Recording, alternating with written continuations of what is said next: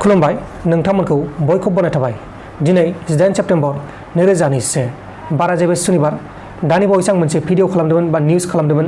बै निउसआव आं बुंदोंमोन जे सानै ULBनि सानै सोद्रोमाखौ गावथारदों होननानै आं मोनसे निउस खालामदोंमोन। नाथाय बै सोद्रोमाफोरा ULBनि नङा। जायबा जोंसार मोसाहारि बिथाङा ULBनि सोद्रोमा नङामोन। बिथाङा दंफां फालांगिरि खालामनानै जागासिनो दंमोन। नाथाय बिसोरखौ सन्देह खालामनानै इनकाउन्टार खालामबाय, अदेबानि गावथारबाय। दहाय फुंनि समाव दहाय फुंनि 5 बाजि बा 6 बाजि रिंगासो समावनो बे जाथाया जादोंमोन। मिथिनो मोननाय जेब्ला बिथांमोननि न'खरनिफ्राय गोथौयै दुखु मोननाय फोरमायदों। बिथांमोननि न'खरा मा फोरमायदों बेखौ नोंथांमोना ससियेल नायना लाबानो जाबाय। आं माखासे भिडिअ क्लिप देखायनानै फानजोबखानाय आरो मानसिया थैबो गगासिनोखा। ओमफ्राय जोङो केसखौबो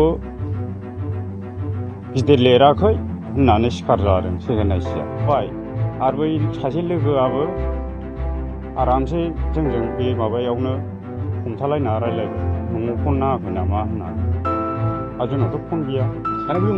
सानैबो दं थानायाव। आंनि फिसायखौथ' न'निफ्राय लाङाखै। बियो दंफां बिजनेससो मावोमोन। बेखौ लामायावहाय गारि एक्सिडेन्ट जानाय लोगो मोननानैसो लानानै थांदोंनो। लांनानैसो गावथारनाय बायदि आंनि सन्देहआवथ' बेखौ हाग्रायाव लांनानै गावथारहैदों। मैया फुङावबो जोंनि आफामोना थांनानै नुबोदोंनो बेखौहाय।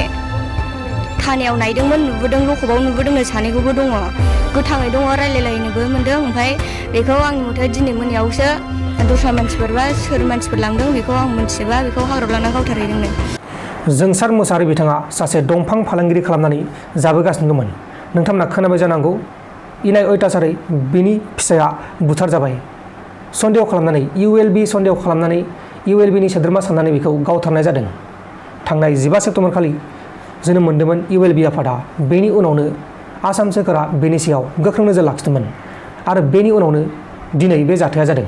नोंथांमोना माबायदि मोनखो दिनै बे जाथायखौ? नोंथांमोना दुखु मोनदों ना मोनाखै? जोंनि बर' हारिनि गेजेराव बेबायदि जाथाय जानाया बे गोदान नङा। सिगांनिफ्रायनो गोबां जाबाय, नङा होमबा लोगोफोर? सिगांनिफ्रायनो गोबां जाबाय बेबायदि सन्देह खालामनानै बुथार जानाया। आरोबाव दा जाबावगासिनो दङ।